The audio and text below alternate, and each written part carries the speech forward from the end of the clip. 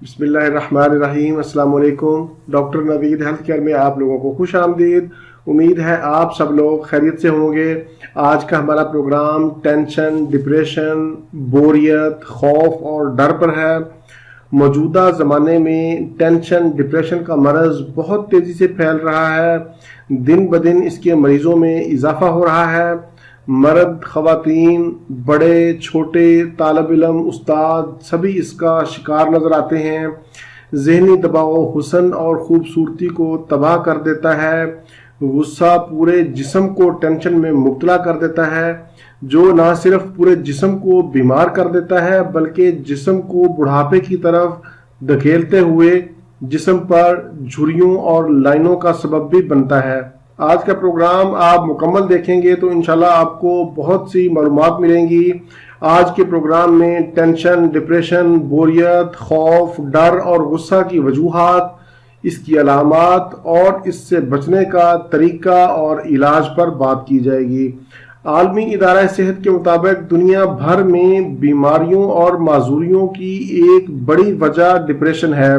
दुनिया भर में हर तीसरा शख्स डिप्रेशन का शिकार है। उदासी की कैफियत का बीमारी की शक्ल में बदल जाने को डिप्रेशन कहते हैं।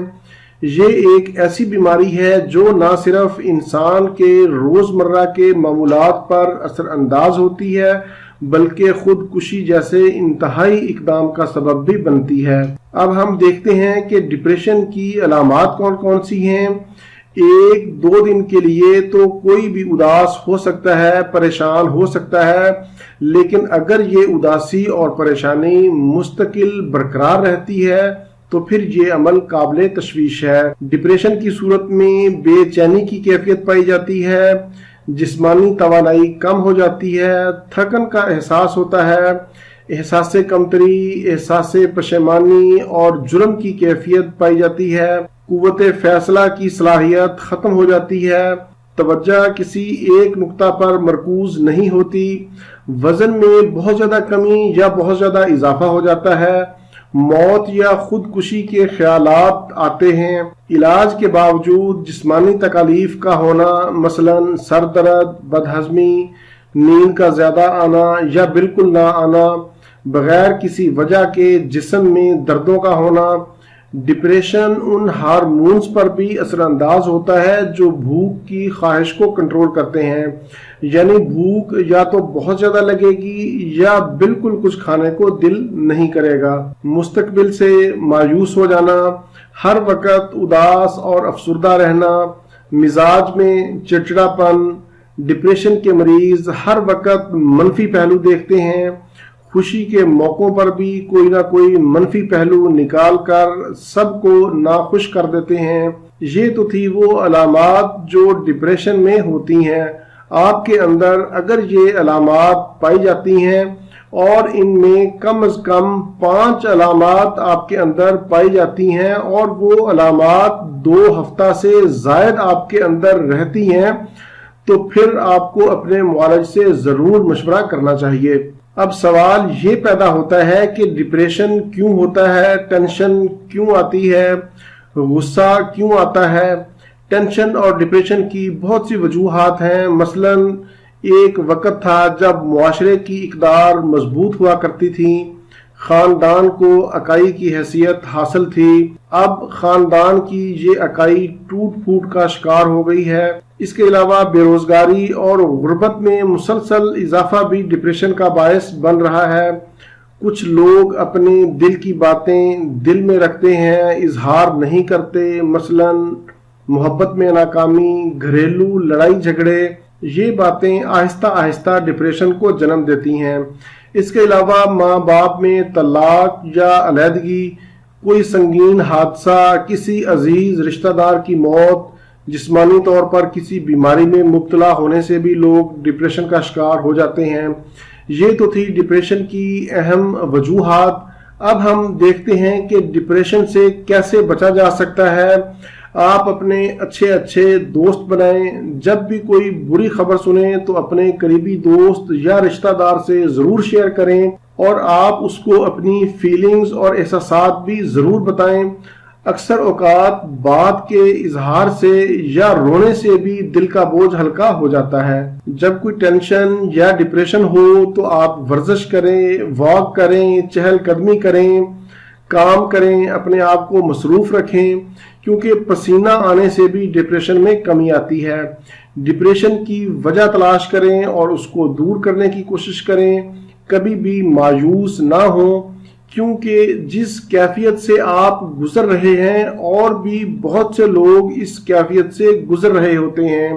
ڈپریشن اور ذہنی تناؤ کے شکار افراد کے ساتھ محبت اور شفقت سے پیش آئیں، سماجی سرگرمیوں میں حصہ لیں، مشکل اور پیچیدہ کام کو مختلف چھوٹے چھوٹے حصوں میں بانٹ لیں، محبت، خوشی اور پیار کے جذبات دل میں بسائیں، ضرورت مند لوگوں کی مدد کریں، آپ کو بہت سکون ملے گا۔ آنکھیں بند کر کے لیٹ جائیں اور اپنی زندگی کے حسین لمحوں کا تصور کریں۔ ذہن میں کوئی بات نہ رکھیں بلکہ اس کا اظہار ضرور کریں۔ اپنے خیالات، اپنی سوچ کو مثبت رکھیں۔ نارمن ونسنٹ ایک امریکی مصنف ہے۔ وہ اپنی کتاب میں لکھتا ہے کہ اس کی ملاقات نیو یارک میں ایک شخص سے ہوئی جو اپنے مسائل سے انتہائی بیزار تھا اور بہت زیادہ پریشان تھا۔ اس نے نارمن سے کہا کہ میں بہت پریشان ہوں، پلیز میری مدد کرو۔ نارمن نے کہا کہ میں ایک ایسی جگہ سے واقف ہوں جہاں کی آبادی 15,000 سے زائد ہے، لیکن ان میں سے کوئی کسی مسئلے کا شکار نہیں، کسی کو ٹینشن نہیں، کسی کو کوئی ڈپریشن نہیں۔ وہ کہنے لگا، خدا را مجھے وہ جگہ بتاؤ، میں وہاں جا کر رہنا پسند کروں گا۔ نارمن بولا، وہ جگہ نزدیکی قبرستان ہے، وہاں کے لوگوں کو کوئی ٹینشن ڈپریشن نہیں، کیونکہ انسان مرنے کے بعد ہی دنیا کے ہنگاموں اور مسائل سے بچ سکتا ہے۔